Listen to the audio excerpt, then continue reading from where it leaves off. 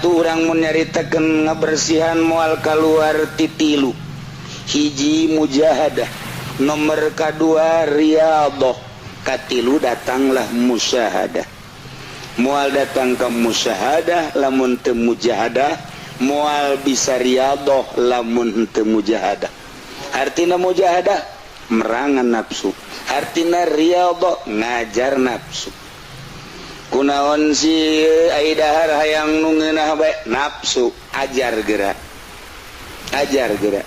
Kunaon si urang hayang hees bae boro-boro tipe tingker ngaji ge hayang hees bae tembak geura ge. Perangan ge tembak. Tah mujahadah merangan nafsu, ngajar nafsu.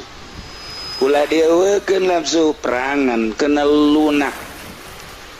Paneta teh ngan ngomong doang, coba lakukeun ku urang.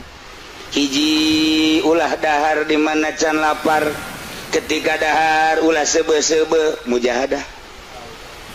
Ngaranna penting urang tunduh bae. Perangan ku urang cik benta di ka Allahkeun. Cukup bae urang bari maca sholawat bari diuk perjalanan. Ketika kaganggu lantaran loba babaturan nu ngajakan ngobrol, atuh moal datang ka Gusti Allah. Urang singkiran ieu babaturan urang uzlah ngaranna. Perjalanan ngaranna.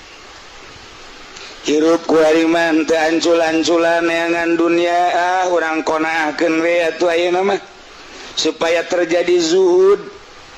Urang konakeun hirup saaya naon wae we heula urang gunakeun ge jang kakuatan ibadah, ujung-ujungna bakal jadi zuhud. Moal zuhud lamun teu dikonahan heula ku urang. Riyadhah ngaranna. Mulai perjalanan bisa sabulan jago.